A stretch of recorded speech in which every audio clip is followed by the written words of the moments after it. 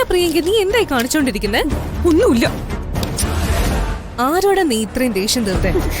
ഏട്ടത്തൊന്ന് പോകുന്നുണ്ടോ? എന്റെ പ്രശ്നങ്ങൾ ആർക്ക് പറഞ്ഞാലും മനസ്സിലാവില്ല. ആര് പറഞ്ഞു? നിന്റെ പ്രശ്നം എന്താണെന്ന് നീ ഇവിടെ ആരോടെങ്കിലും പറഞ്ഞിട്ടുണ്ടോ? രാധികയാണോ നിന്റെ പ്രശ്നം? രാധികയ്ക്ക് കണിമംഗലത്ത് കിട്ടുന്ന സ്ഥാനം എന്തിന്? വരുണിന്റെ മനസ്സിലുള്ള സ്ഥാനം അത്രയും നിനക്ക് കിട്ടുന്നില്ലെന്ന് നിന്റെ ഉള്ളിലില്ലേ? ഉണ്ടെങ്കിൽ എന്താ, അത് സത്യമല്ലേ? ഇവിടെ ആർക്കാ എന്നോട് സ്നേഹമുള്ളേ? അമ്മയ്ക്കുണ്ടോ? അച്ഛനുണ്ടോ? മുത്തശ്ശിക്കുണ്ടോ?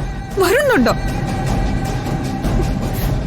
എല്ലാവരുടെ മുന്നിൽ വെച്ച് എന്നെ ഇഷ്ടമല്ല, എന്റെ കൂടെ ജീവിക്കാൻ താല്പര്യമില്ല എന്നൊക്കെ വരുൺ പറഞ്ഞത്. എന്നിട്ട് കണിമംഗലത്തുകാർ എന്ത് ചെയ്തു? അല്ലെങ്കിലും ആചാരങ്ങളും അനുഷ്ഠാനങ്ങളും ഒക്കെ പറയാൻ എല്ലാവർക്കും ഇഷ്ടമാണല്ലോ. ആചാരങ്ങളും അനുഷ്ഠാനങ്ങളും ഇഷ്ടമായിരിക്കുന്ന കണിമംഗലത്തുകാരുടെ മനസ്സില് എങ്ങനെയാണ് കുടിയേറിയിരിക്കേണ്ടതെന്ന് നിന്റെ ചേച്ചിക്ക് നല്ലോണം അറിയാം.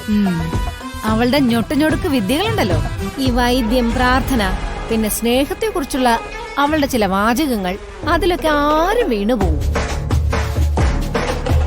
പ്രിയങ്കയുടെ മനസ്സിൽ എന്താണെന്ന് എനിക്ക് അറിഞ്ഞൂടാ. പക്ഷെ എന്റെ മനസ്സിലുള്ള കാര്യം ഞാൻ പറയാം.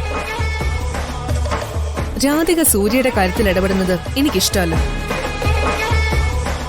എന്റെ ഭർത്താവിന്റെ കൂടെ ഒരുത്തി കൊഞ്ചിക്കൊഴയുന്നത് കണ്ട അതാരായാലും ഞാൻ ചോദ്യം ചെയ്യും. അങ്ങനെ ചോദ്യം ചെയ്യാൻ പ്രിയങ്കയ്ക്കും കഴിവുണ്ടായാൽ മതി.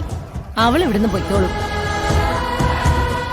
പ്രിയങ്ക, ഈ രാധികയെ നമുക്ക് രണ്ടുപേർക്ക് ശല്യം. നമുക്ക് നമ്മുടെ ഭർത്താക്കന്മാരുടെ ഇടയിൽ നല്ലതുപോലെ ജീവിക്കണമെങ്കിൽ അതിനിടയിലും ഈ രാധിക എന്ന് പറയുന്ന ഒരുത്തി ഉണ്ടാവാൻ പാടില്ല.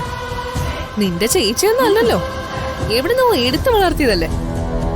അപ്പ അവൾക്ക് നിന്റെ വിവാഹ ജീവിതം തകർക്കുന്നതിന് വലിയ ബുദ്ധിമുട്ടൊന്നും ഉണ്ടാവില്ല. അതെ, അതും ഇതൊന്നും പറഞ്ഞ് സമയം കളയാൻ പറ്റില്ല. പ്രിയങ്കയ്ക്ക് ഞങ്ങളെ വിശ്വസിച്ച് ഞങ്ങളുടെ കൂടെ നിൽക്കാൻ പറ്റും. നിൽക്കാമെങ്കിൽ കണിമംഗലത്തെ കാര്യങ്ങള് ഇനി നമ്മളൊക്കെ ആവും തീരുമാനിക്കാൻ പോകുന്നത്. പ്രിയങ്കേ, അപ്പുറത്ത് അച്ഛനുണ്ടെങ്കിൽ ഇവിടെ ചെറിയച്ഛനുണ്ട്.